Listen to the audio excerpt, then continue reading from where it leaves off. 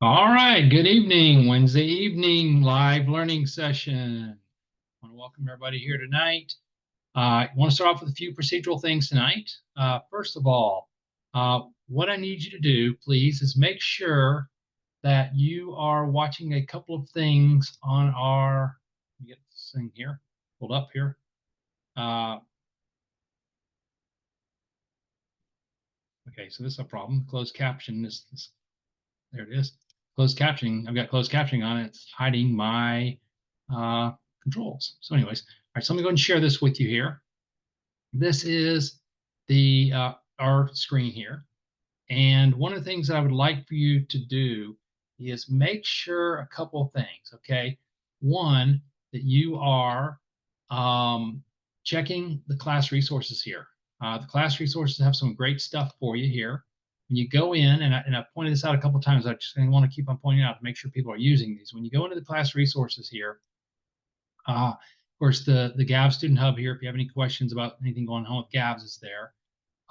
Your class assignment checklist. This is for you individually. So if you pull that up, you can see exactly what you've got, and you can make a copy of that. And then if you want to do paper and pen, you can do that, or you can handwrite on it here. But I wanted to show you this. Whoa, what's going on there? Okay, I wanted to show you that if you scroll on down here, this is a link to my class notes here. They're very detailed, and they will help you out a lot when you're reading the stuff. When I'm grading your stuff, some of the stuff I'm seeing you do wrong when I'm grading stuff, it's right here. And I know that you're going through the GAVS course and all that, but this is an extra resource that you can use that's fabulous for you. Other thing I want you to be aware of is that if you come down even further, there are certain videos that are out there. Jacob Clifford has videos, AC/DC economics. They're short. They're super entertaining. They're not quite as detailed, all the way down to Jacob Reed and Jacob Welker, who's really detailed, and then of course the Khan Academy. So all that's out there. I want to just point that out for y'all so that you can know that that's there. Other thing I want to point out is make sure you are checking the announcements every day, not every day, but I post announcements. You should be getting a message saying, hey, that there's announcements being made, and you can go in there and see what they are. So far, there's not a whole lot, but there is some stuff that is there for you. So there you go. All right, before I get started, does anybody have any questions?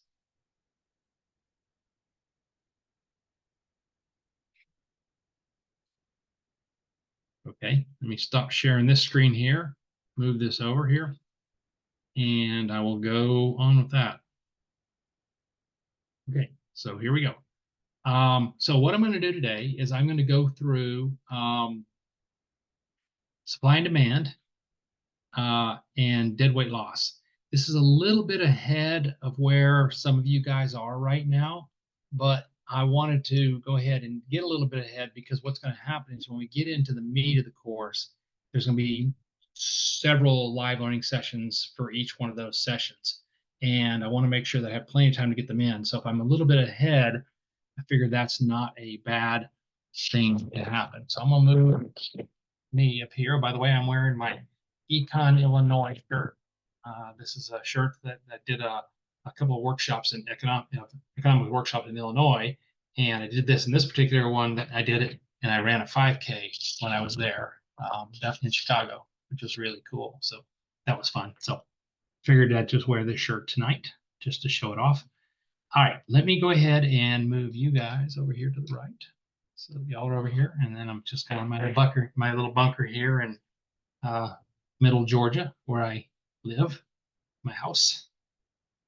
And let me close that and pull up what I'm trying to share. Okay, here we go. Let me share this screen with you, and we're ready to go. Okay.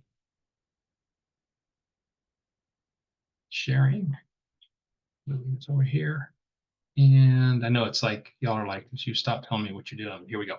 All right, so we're in the actual AP exam. If you go to College Board, which is, remember, you've got that also. You've got the College Board website, AP Central. And I just recently posted practice problems on there. They're not all the way for you guys that are way past me. You're not, I don't have practice problems of those up yet, but that's my goal hopefully tomorrow is to get some more of those up. But I have practice problems.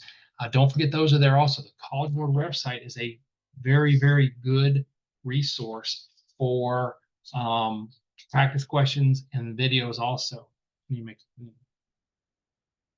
note, roll that so I remember to do that tomorrow. Okay, so there's that. But if you go there, you can see that supply and demand is actually unit 2. It's actually unit 2. It accounts for 25% of the multiple choice part of the AP exam. And it is the building block for the rest of the semester, both micro and macro. The supply and demand is really, really important. I know I went over this part of this on last week. What I'm going to do is I'm going to do just a quick review of this material so that, just so we're all on the same block here at the same time here when we get going on this thing. All right. So again, we're talking about markets. So in this course, we're talking about markets. And a market is where buyers and sellers come together to exchange whatever it is they're exchanging. We talk about demand. Demand is the buyers. It's how many units you're willing able to buy each of the various prices. And again, I did this last week, but I'm just reviewing it here. Okay. We said the demand curves are downward sloping. And then we said the demand curves can shift. All curves can shift. This is your demand curves here. And when the curve shifts to the right, like this, that's an increase in demand. When the curve shifts to the left, that's a decrease in demand. Always, all semester long, everything we do, increase right, decrease left. Increase right, decrease left. I want to stress this again because we did this. Some of y'all are just now getting to it here. I went through all the determinants. What makes it shift? There's tons of different reasons that makes our demand for a product change. One is our income. If our income goes up, we buy more. The demand curve shifts to the right.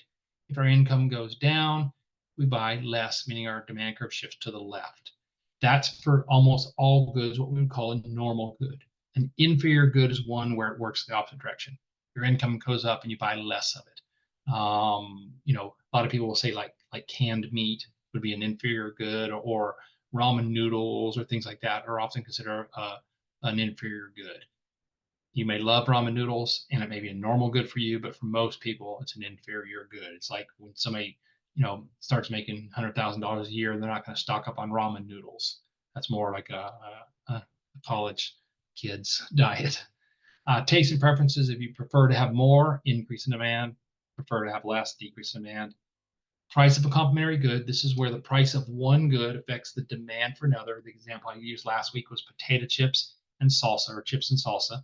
If the price of chips goes down, you go shop and you go, oh, look, the price of chips are on sale. So you buy more quantity of chips, but now that you have chips, you want salsa more. You want to buy, your demand for salsa increases, shifts to the right because you have all these chips and you need something to eat them with. So you end up having an increase in demand for salsa. Price of a substitute.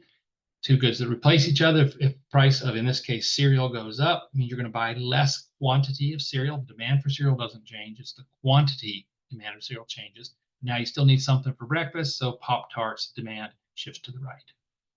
Okay, and notice all these curves, they're solid lines. They're not dotted. This is not a curve. Okay, some of y'all did that in production possibility curves. I didn't take off for it this time if I could tell which one was which. Some of you guys didn't, and I didn't know which one's the first one, which one was the new one, so I had to take points off. But we do that, and then the best way to label them is to go ahead and do D, and then like D1. I know these are D primes. That's fine too. But I went over that last week also.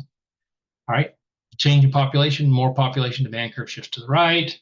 Less population, demand curve shifts left. And expectations about price. If you expect the price to rise in the future, you buy it now. Demand increases now. All right. I made a big difference about the change in demand, okay, versus the change in quantity demanded. Change in demand has to be one of the determinants. Okay, one of the determinants has to change.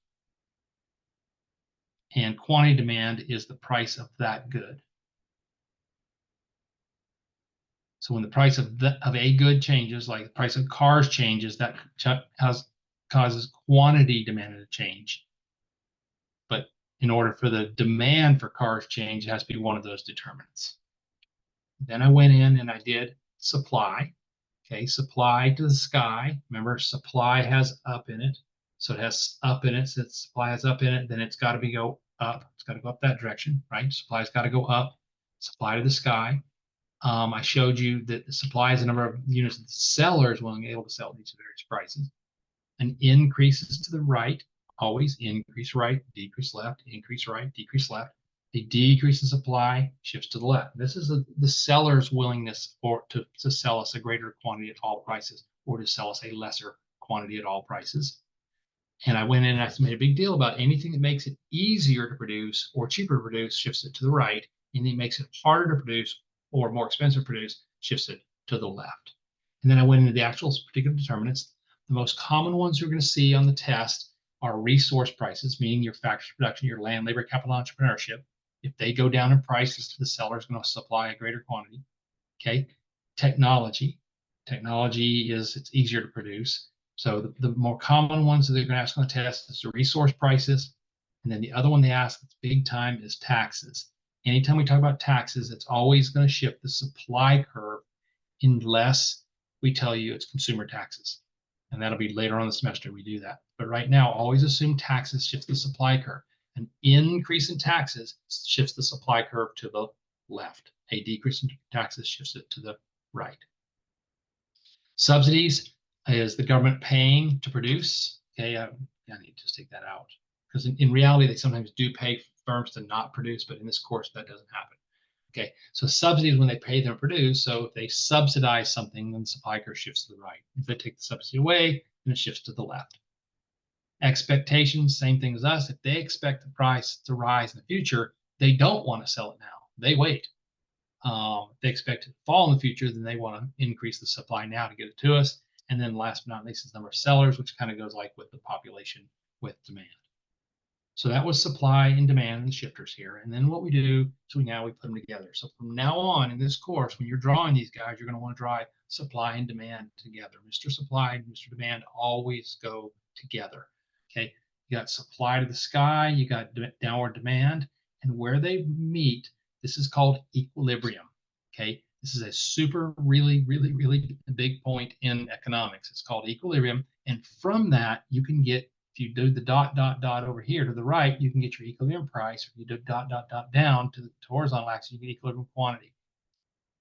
Always label your axes. Okay, if you turn this into me and that is not there, that P is not there, it's a nothing. You don't get any points. All right, you have to label your axes. That's the way they grade on the AP exam. That's the way I grade in this course here. Always have to label your axes. Mind your P's and Q's. You can do it as P and Q. You don't have to write out the word price and quantity. You can do P and Q. That's perfectly acceptable. All right. Anytime you find equilibrium, you want to go ahead and do dot across, get your equilibrium price, and then dot to get your equilibrium quantity. This is where the magic happens. This is where the quantity that the seller wants to sell is equal to the quantity that we want to buy. All markets, if left alone, will go to equilibrium. Say that again. All markets, if left alone, will go to equilibrium. And that's the key to microeconomics, is that equilibrium point. It provides information to all the economic decision makers. It tells us, hey, I want to buy it or I don't want to buy it. Maybe you go to buy something, go to the store, and it's too expensive. It's actually at market equilibrium. It's just too expensive for you. Your demand curve is such that you are not willing to buy that price. If the price is way up here, that's a big mistake. That's a supply curve, first of all. Let me try that again. There we go, demand curve. If the price is way up here, then you may not be willing to buy it. But that's not market price. Market price is here. So this is the market, the equilibrium price, PE. This is the equilibrium quantity, QE. And you are way up here. You're not willing to buy it, but others are. Okay. And that's a signal to you that if you want it, you gotta come up with the. And I drew that completely wrong. I just realized I drew that completely wrong. So I was moving on to the next thing. There, you're willing to pay price P, so you're super happy. You're going to get it. The equilibrium price is there. If you are willing only to pay a low price down here, then you're not going to get it. So that's anytime you try to go out of equilibrium in this course, things get weird. And that's why I'm messing this up here. All right, so what we're going to do now is we're going to combine what we just learned about the shifters, shifting, increasing, and decreased demand with equilibrium. And the way I'm going to do this is I'm going to start off like this, okay? So let's start off, and we've got this market, and always start the market at equilibrium. So I'm going to have an upward slope in supply and a downward slope in demand. All right, everybody take a look at that graph. Find your equilibrium point, P and Q. So you got your upward slope of supply, your downward slope of demand, equilibrium price and quantity label. Looks good, right? And hopefully you're all saying, no, Pat Mickey, that doesn't look good because I don't have my axes labeled P and Q. And without your axes labeled, no points for you, right? That's how they grade on the AP exam. I said it a few minutes ago. That's how I'm going to grade now. I know I'm repeating myself a fair number of times here, but I really want to stress this to you here. And it's kind of weird talking to a computer screen as opposed to talking to a class of people who I can see your reactions. So anyways, so this is your equilibrium price and quantity. All right. Now, what I'm going to do now is I'm going to assume that maybe one of the determinants, taste and preferences, price of a substitute, price of a complement, population, consumer incomes. There's 6 of them. You don't have to memorize them. Okay. One of the determinants causes an increase in demand. Now, what's going to happen is maybe this is taste and preferences. Maybe you're watching a television show and an advertisement comes on for Hershey's Kisses. Okay, it's getting closer to Halloween and the Halloween candy's already out in the stores, and now we'll get started on that. But and so suddenly you're watching this television show and they advertise Hershey's Kisses and you go, ooh, wow, I want some Hershey's Kisses.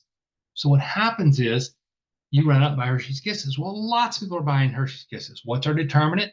Taste and preferences. We prefer to have more Hershey's Kisses. Okay. What that's going to do is that's going to shift the demand curve to the right. We're going to go to D1. We now have an increase in demand. That demand curve shifts to the right. Now, here's the kicker here.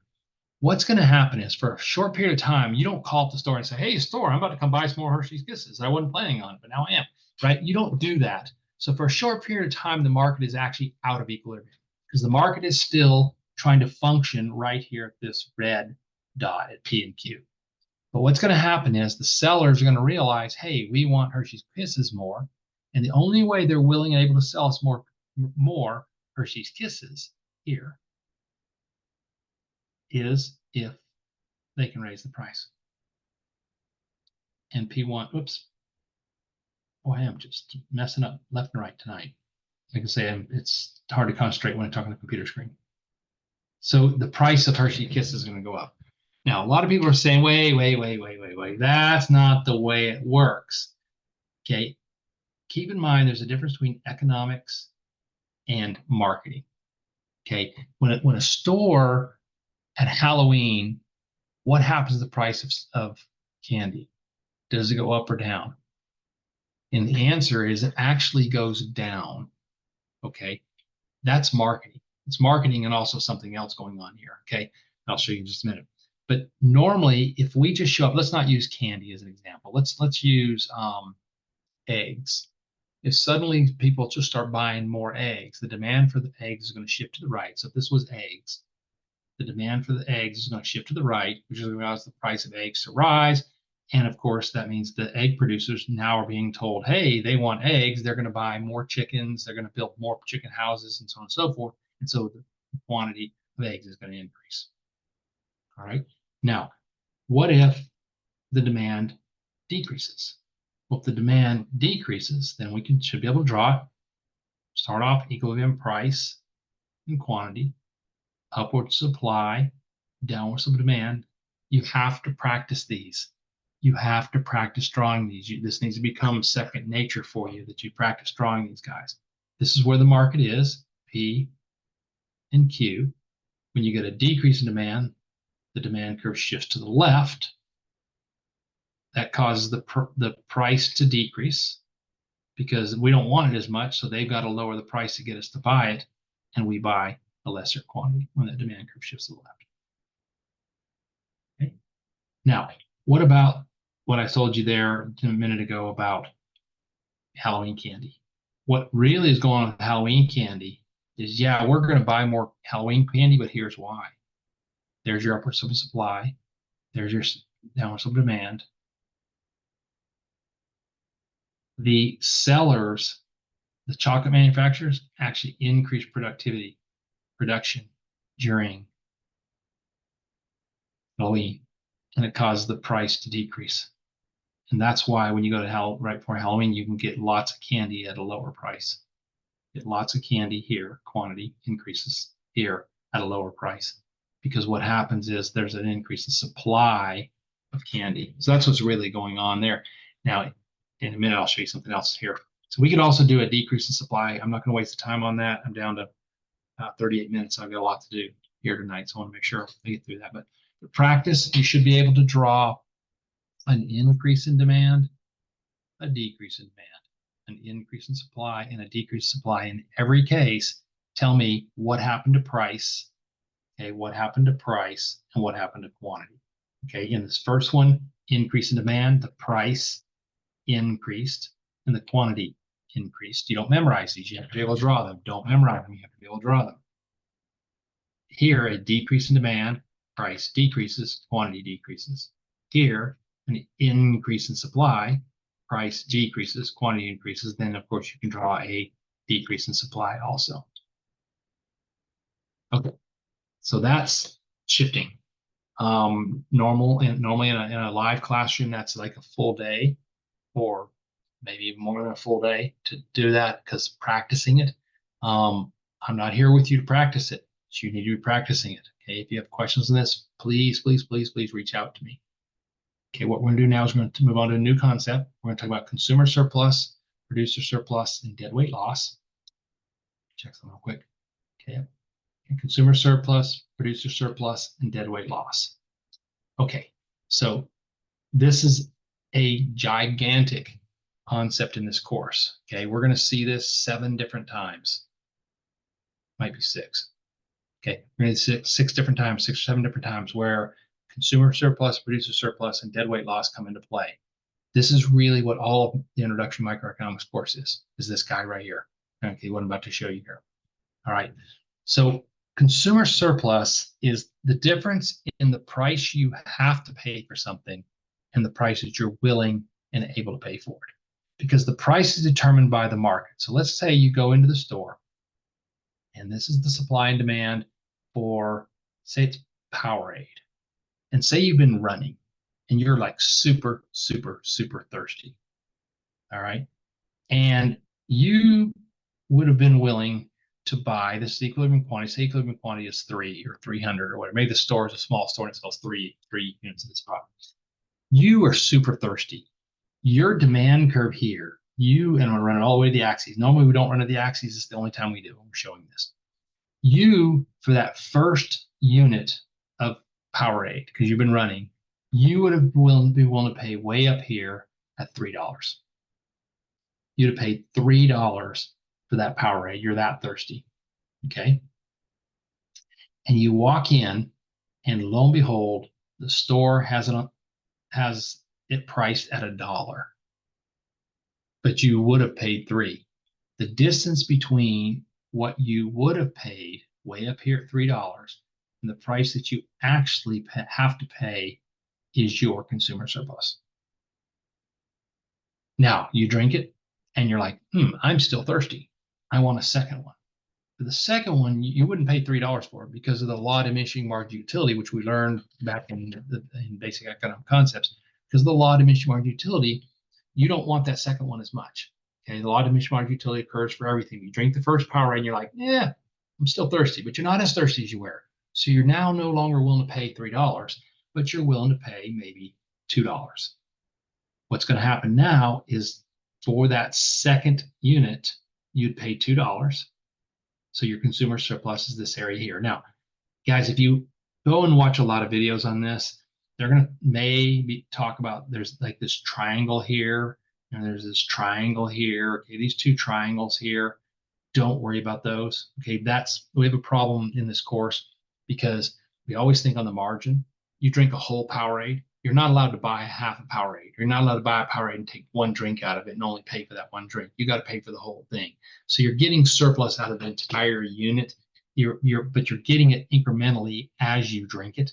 That's what marginal analysis is. So this causes a problem in this course all the time. But for here and for this course, the AP exam, ignore it. Consumer surplus is that entire green area plus that entire blue area. And then if you buy all the way. You're still thirsty. You pay $1 for the third one. You were willing to pay $1 for the third one, and that's what you paid. And so for that third one, your consumer surplus, I'm trying to find a different color. There we go. Your consumer surplus would be this area right here. So all told, you bought 3 units, and this area here is your consumer surplus. It's the difference between what you paid. I am doing that at CS. Okay, the difference between what you paid and what you're willing able to pay. And this holds true all the time for us. You go to, have you ever told somebody something about something you bought? And you're like, yeah, I bought it, and it was only, and you tell them what the price was. That means you got a lot of consumer surplus out of it. Have you ever eaten somewhere or done something and somebody says, well, was it worth it? And you go, yeah. And you go, yeah. That means you actually paid equilibrium price. You paid what you were willing able to pay. And so you didn't really get any consumer surplus out of it. And some people are like, well, yeah, it wasn't worth it. That usually has to do with time, but money too. Some people are like, that wasn't worth it, meaning they were not actually rational decision makers, because one of the assumptions we make in economics is that we're all rational decision makers and we actually make decisions and we know all the data, but we don't know all the data. So anyways, this whole area up here is consumer surplus. This whole triangle here is consumer surplus. It's the difference between what we're willing and able to pay and the price we have to pay, the equilibrium price. The equilibrium price is price right here is $1 in this case. So that means that every time we buy something, we win and the store loses, right? We win and the store loses. And the answer is no, because the store gets what we call producer surplus. Producer surplus is the difference between the market price and the price that they would have sold it to you for. See, let's talk about that same Powerade.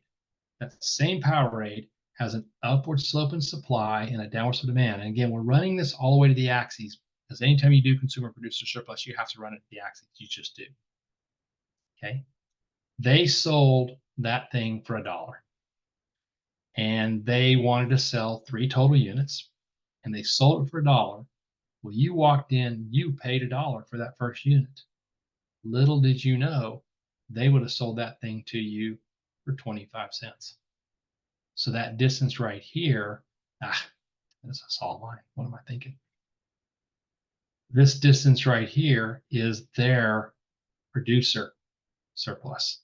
And when you buy the second unit, they get producer surplus to the second unit here. And when you buy the third unit, they get producer surplus here. So this entire thing is their producer surplus. We label that one as PS. PS for producer surplus.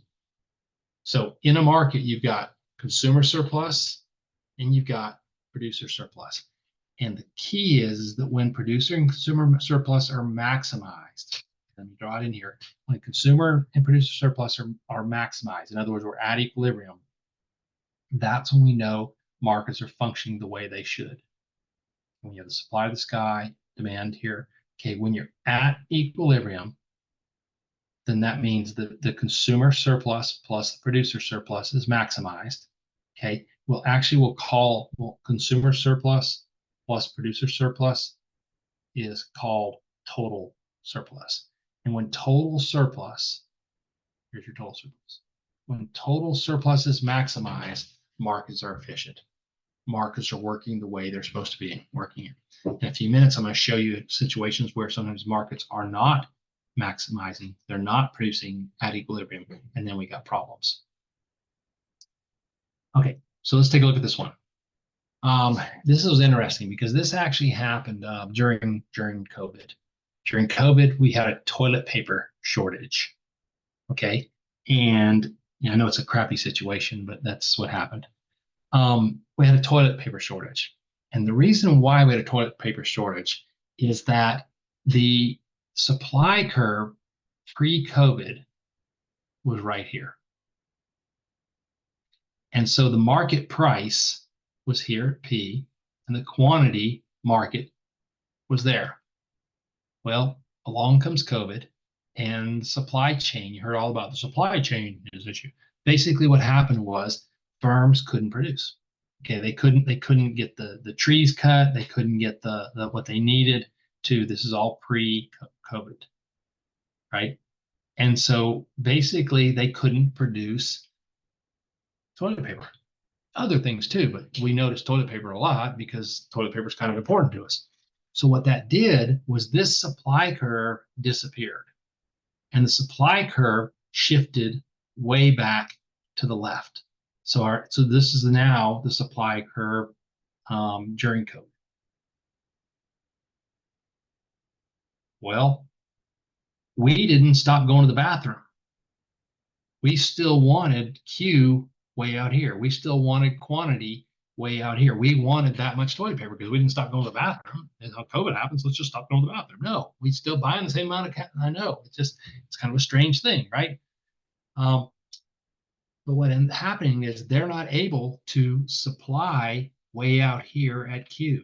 So what you end up getting is you end up getting a situation where we want to buy QD units, but at that market price, they're only willing able to sell us QS units.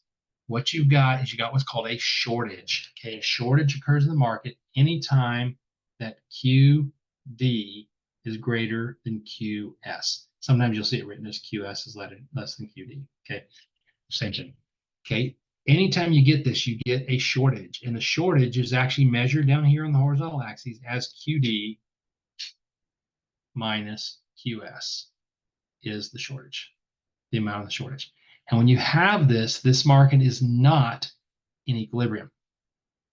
Okay, now what normally happens in a normal market is the sellers realize, hey, these buyers really want this product. I think they'll pay for it. And so they'll actually start producing more. The price will go up, right? Because they're producing more, it's costing them more to produce. And we therefore want to buy less of it. And the market will then work its way back to the magical point of touchdown equilibrium, right? That's where markets always left alone will go. But during COVID, they couldn't because they could only supply this curve right here, right? And the interesting thing is what should have happened is the price of toilet paper should have gone up. It did eventually over time, but right when it started happening, you'd go to the store and there'd be no toilet paper there. But the price wasn't going up. They say it eventually did go up. If you go back and look at the price of toilet paper, you can look this stuff up. Look at the price of toilet paper pre-COVID, look at it during COVID, it's still low. And then later, about 6 months into COVID, the price started rising. The market actually responded. The reason why it didn't respond prior to that is because stores, this is marketing, not economics, stores didn't want to raise the price. They didn't want to raise the price because if they raise the price of toilet paper, then we might stop shopping there, right? They have to consider about the thousands of other items that they sell. When you go to the store, each person buys 50 different things. They raise the price on one, I might go to a different store and buy all 50 things at a different store. And so the market did not respond the way it should have responded with toilet paper, which is kind of interesting. You had this shortage in the market. Best thing could have happened is if they'd raised the price. If they had jacked the price up, then who would have bought toilet paper? Only the people who needed it. Because what was happening is people would go in and they would have 20 rolls of toilet paper, which would last them a couple of weeks. They go, oh no, I see there's toilet paper on the shelf. Let me grab some. And people would grab toilet paper. I did it too. People would grab toilet paper when they didn't need it because they were afraid that next time they went, it wasn't going to be there. But if the price goes up, then I'm going to go, I've got plenty. I'm not going to pay that price. And what that does, it eliminates the shortage. When the market goes to equilibrium, it eliminates the shortage. Now, not necessarily completely because we still might be wanting to use QD units, but actually people might figure out ways to use less toilet paper. I don't know. Anyways. All right. What about the other way around? What if the price is too high? If the price of a product is too high, then what's going to happen? When I say too high, I mean not at equilibrium, not at this magical point of equilibrium. If the price is too high, then you're going to get what's called a surplus. The quantity supplied in the market is going to be greater than the quantity demand. There's a surplus in the market. Left alone, we're not buying it. It's sitting around, and they're like, hey, we got to sell it. And what do they do to sell it? They lower the price. When they lower the price, we'll buy more of it. We end up back at equilibrium. Okay, so that's shortages and surpluses. Okay, now here's the interesting thing. Oh boy, I forgot I had this to cover too. I'll come back to shortage and surplus later on. Okay, Real quick, what happens in real markets? Things don't work in isolation. You don't have just a determinative supply shift or just a determinative demand shift. They can both happen at the same time. Anytime that happens, since we don't really know how far things are going to shift, either price or quantity is going to be what we call indeterminate, cannot be determined. And so let me show you what I mean here. All right. Let's suppose that I have a market, and this market is in equilibrium, supply to the sky, downward demand. This market's in equilibrium. And suddenly we get an increase in supply. So supply curve shifts to the right.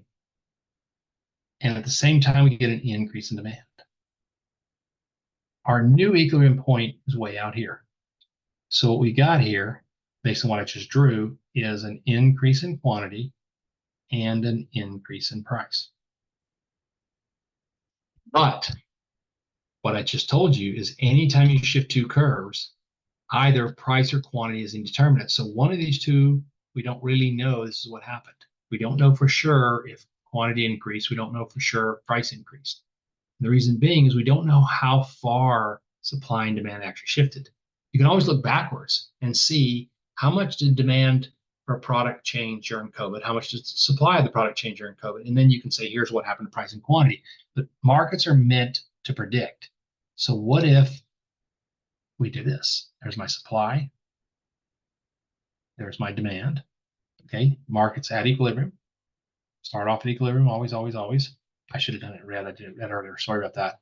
And I do an increase in supply, and supply shifts a lot. Demand shifts just a little bit,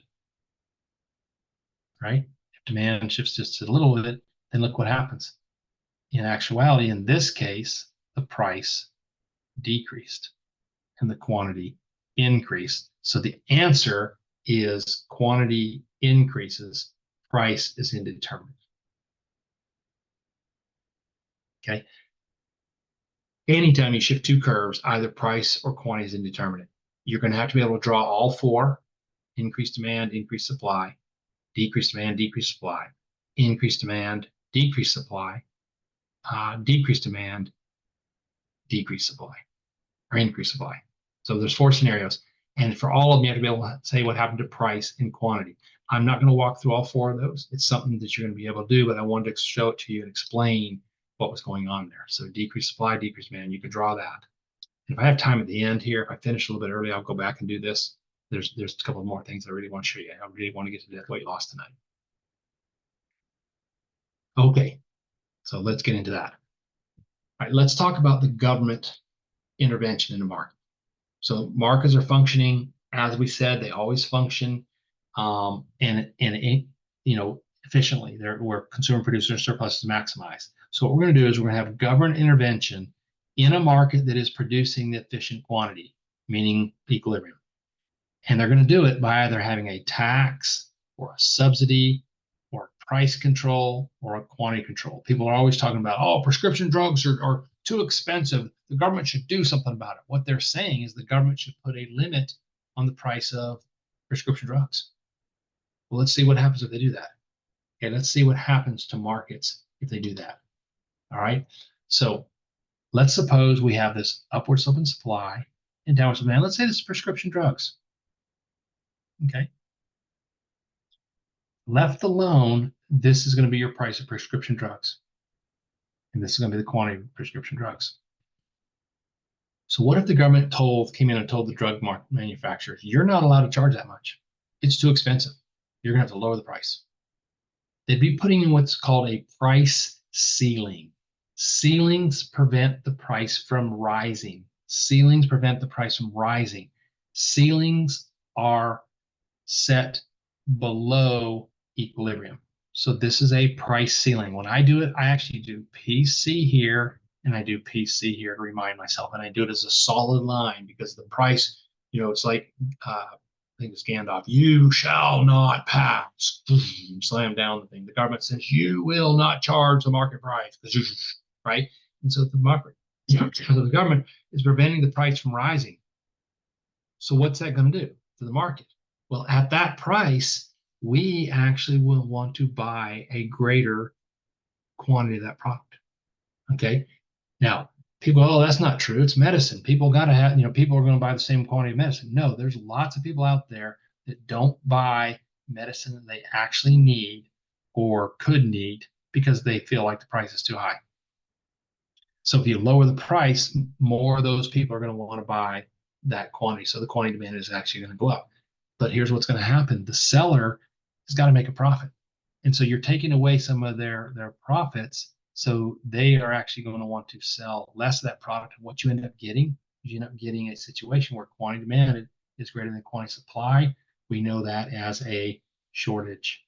So if the government got involved in the prescription drug market and started putting price ceilings on it, you can expect a shortage on some goods, some drugs.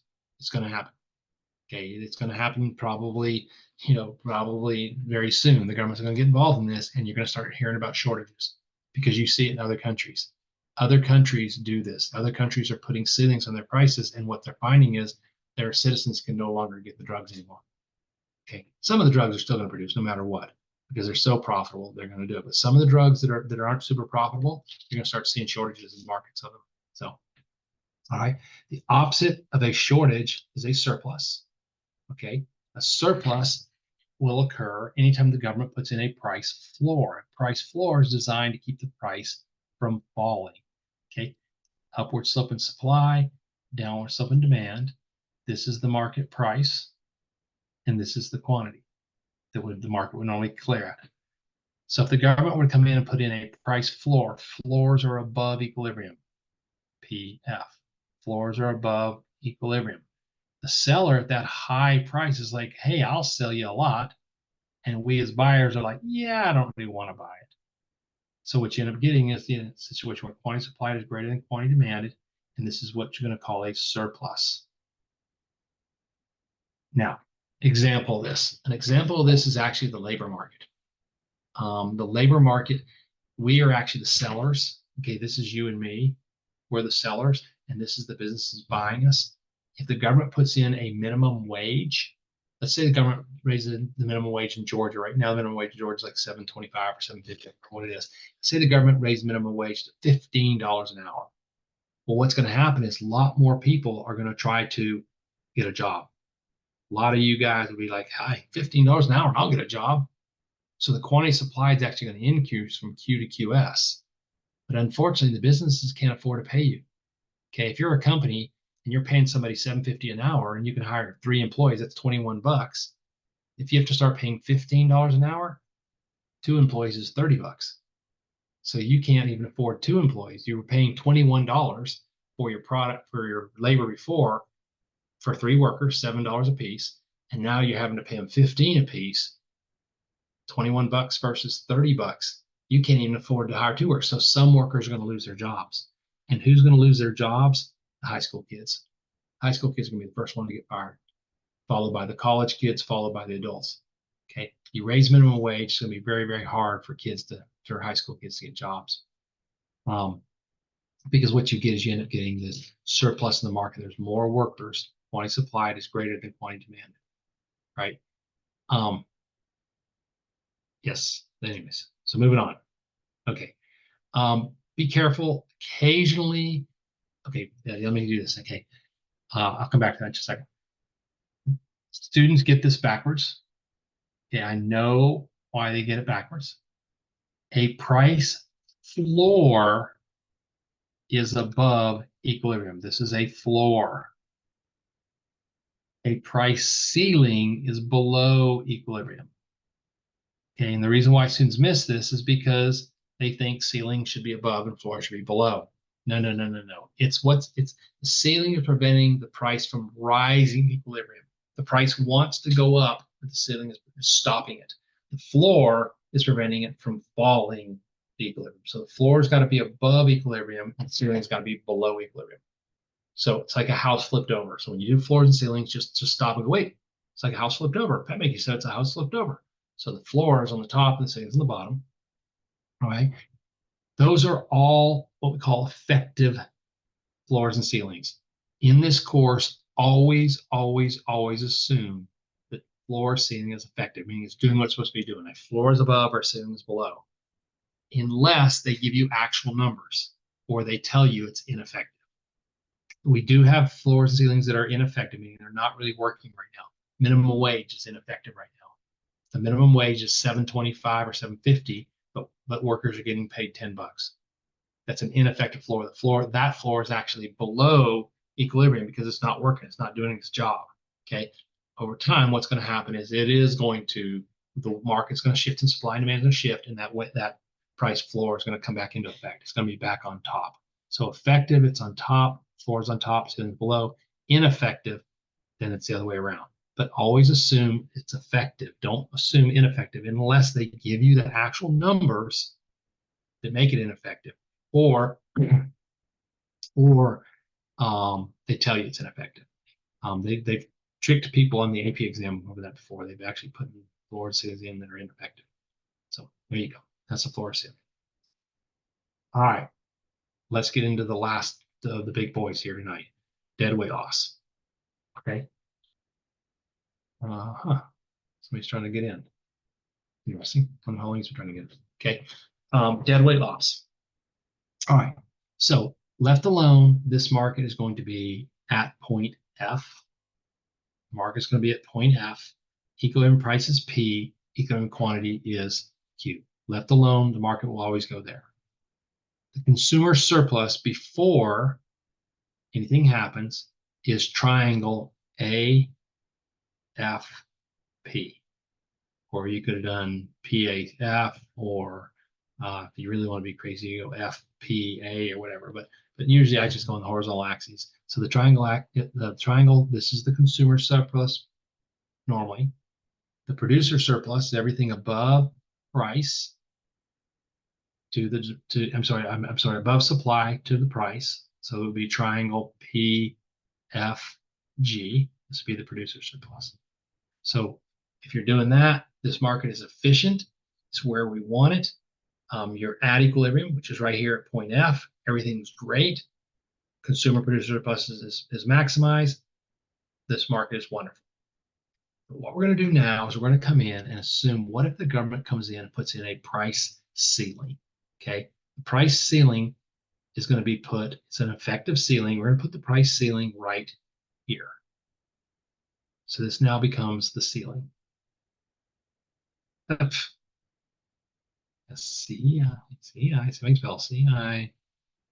Okay, this is your price ceiling. All right, now what's that do? Well, quantity is going to go down here to QC for quantity ceiling.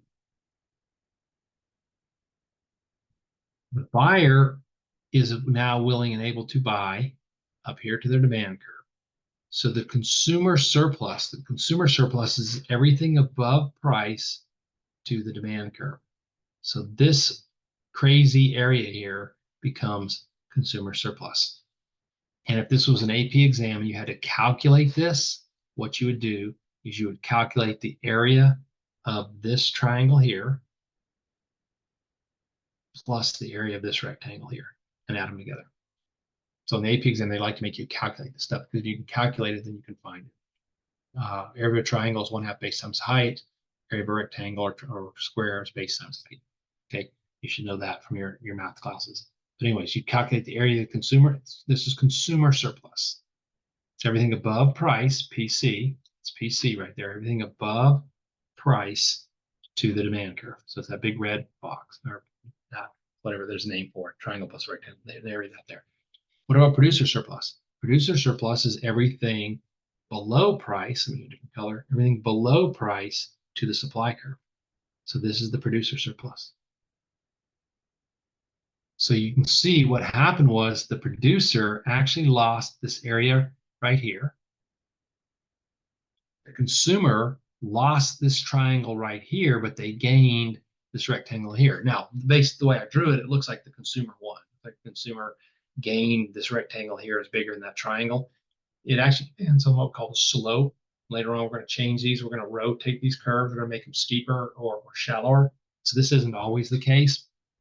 Anyways, you got this here. So this is the up here is the consumer surplus. Down here is producer surplus. And then what you've got is you've got this triangle right here. BFC.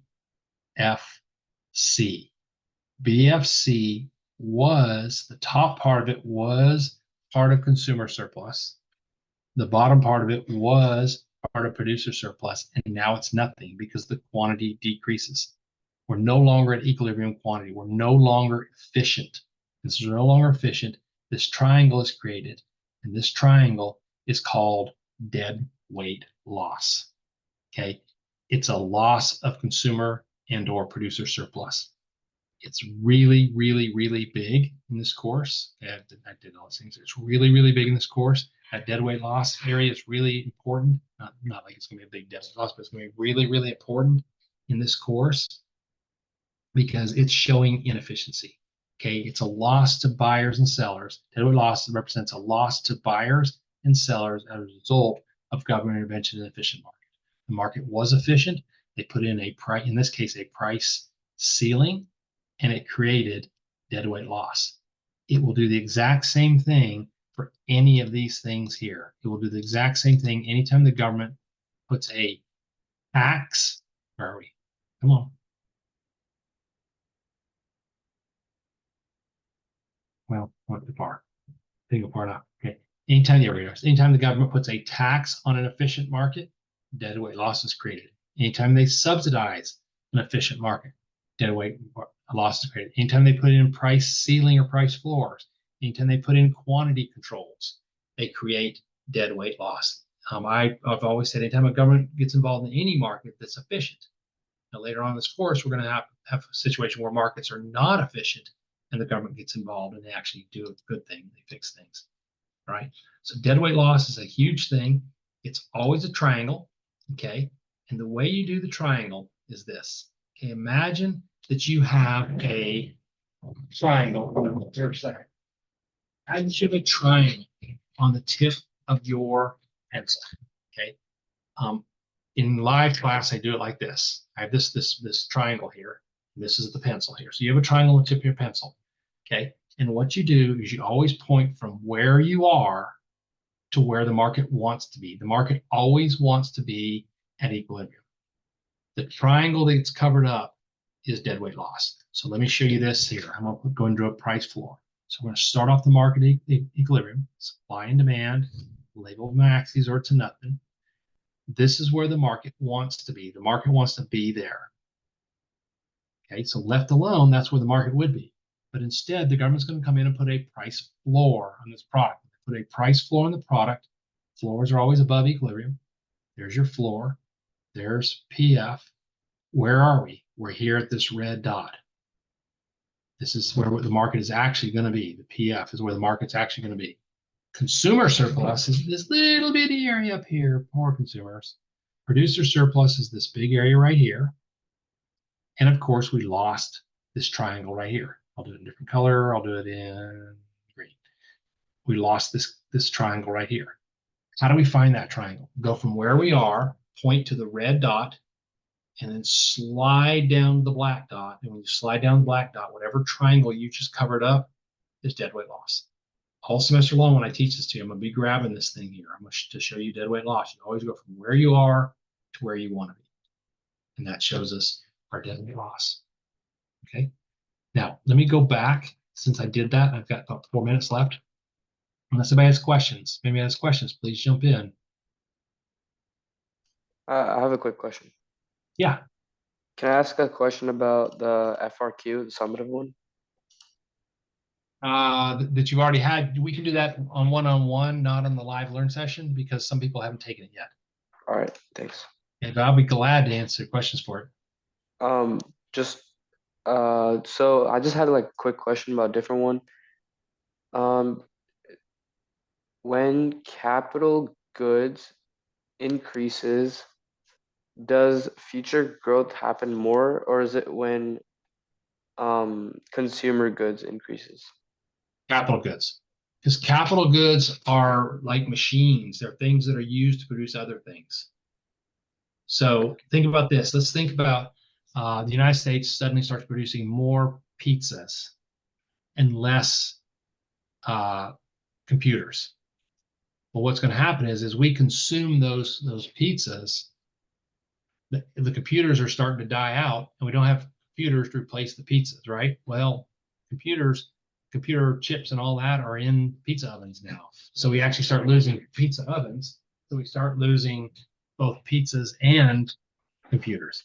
But if instead we produce more computers, well, computers are used to produce more stuff later on. So we end up getting more pizzas and pizzas and computers later on. So capital goods shifts production possibility first. Okay, thank you. Sure. Anything else? Let me show one last thing. I got like seconds here. Let me show you one last thing here. I said I was going to come back to it a little bit later on. Anytime markets are not in equilibrium, okay, so if we go back to, I'm trying to find it here while I talk to you. If we go back to this thing here, okay, yeah. So this during COVID, when we had the toilet paper shortage, the market was not in equilibrium because the market actually wanted to be way out here. Okay, remember, this was the supply pre-COVID. And so the market really wanted to be out here. And so our consumer surplus would have been this big triangle here. And the producer surplus would have been this big triangle here, right? Ignore the fact that it doesn't hit the vertical axis, right? Well, what happened is when the market shifted back on its own, okay, the government involvement in this is COVID did this. When the market shifted back on its own, then we ended up going back over to here. And the market price stayed where it was.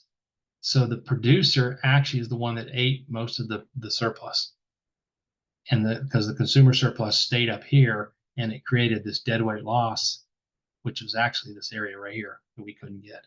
So super interesting thing there. Not really anything we need to get into tonight, but anyways, it's just wanted to just show you that to let you see that there's different ways of analyzing markets and things.